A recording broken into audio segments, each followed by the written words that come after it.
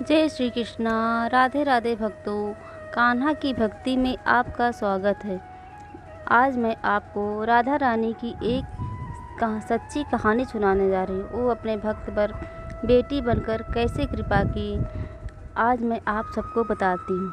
आशा है कि आप सबको बहुत पसंद आएगा। तो भक्तों, आज मैं आपको एक सेठ की कहानी सुनाने जा रही हूँ। एक सेठ जी थे, उनके 3 बेटे थे, किंतु उनकी कोई बेटी न थी। बेटी के लिए हमेशा दुखी रहते थे। धीरे धीरे उनके तीनों बेटे बड़े हो गए, तीनों बहुएं आ गईं, किंतु उनकी कोई बेटी न थी। इसका दुख हर समय हर पल उन्हें सताता था। यदि वो किसी लड़की के विवाह में जाते तो यही सोचते कि आज मेरी भी बेटी होती तो मैं भी उसका कन्यादान करता, उसका विवाह करता। वो जब भी किसी के घर जाते, यदि किसी की बेटी को देखते यही सोचते, काश मेरी भी एक बेटी होती। सेठ जी हर समय हर पल सिर्फ एक बेटी की कमी के गम में ही डूबे रहते थे। एक बार सेठ जी अपनी दुकान पर बैठे थे। उसी समय उनके दुकान पर एक महात्मा जी आए और पूछने लगे कि क्या बात है सेठ जी, आप इतने दुखी क्यों हो? कुछ नहीं महाराज जी, सब ठीक है। महात्मा जी ने फिर पूछा, क्या बात है बताइए, क्या पता मैं आपकी कोई समस्या का हल निकाल सकूं। कुछ नहीं महाराज जी, हमारे घर में सब ठीक है। हमारा घर भी धन धान से भरा हुआ है, किंतु मेरी कोई बेटी नहीं है, इसलिए मैं हमेशा दुखी रहता हूँ।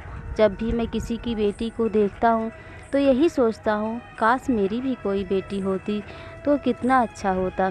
महात्मा जी ने सुना तो कहा, बस इतनी छोटी सी बात के लिए आप इतना परेशान हो रहे हैं? आपकी कोई बेटी नहीं है तो कोई बात नहीं, आप राधा रानी को अपनी बेटी बना लीजिए। यदि आपकी बेटी होती तो सिर्फ इसी जन्म तक ही आपके साथ रहती, आपका साथ निभाती, लेकिन तो राधा रानी तो जन्म जन्म तक आपके साथ रहेंगी। सेठ जी को महाराज जी की बात बहुत अच्छी लगी। वह तुरंत क्षण भर भी देर न करते हुए, दुकान को बंद करते हुए तुरंत ही राधा रानी की प्रतिमा लेने बाजार चले गए और बाजार से एक प्रतिमा लेकर आए। राधा रानी के मंदिर गए, राधा रानी को स्पर्श कराकर घर लाए और कहा, आज से राधा रानी ही मेरी बेटी है। मुझे अपने कमरे में जहाँ सोते थे सामने रख दिया। अब हर समय सोते जागते उठते बैठते राधा राधा करते, उनसे बातें करते। बाहर जाते तो बता कर जाते कि बेटी मैं बाहर जा रहा हूँ। आते तो भी राधा रानी से बातें करते। अब तो सेठ जी हमेशा खुश रहने लगे। समय बीतता गया, सेठ जी को कोई दुख न था, क्योंकि उन्हें अपनी बेटी जो मिल गई थी। एक दिन सेठ जी के घर एक मनिहारी आई। उनकी बहुएं चूड़ी पहन रही थी। राधा रानी ने देखा, अरे आज तो मेरे पिता के घर में ही मनिहारिन आई है, मैं भी चूड़ी पहनूंगी। वो भी एक बालिका के रूप में मनिहारिन के पास आई और बोली, मनिहारिन मुझे भी चूड़ी पहनना है। आप सब जानते हैं कि छोटी छोटी बच्चियाँ सजने संवरने में कितना खुश होती हैं। मनिहारिन ने जैसे ही उस कन्या को देखा तो देखती रहेगी, इतनी सुंदर कन्या। मनिहारिन ने तुरंत ही उस कन्या को चूड़ी पहनाया और चली गई।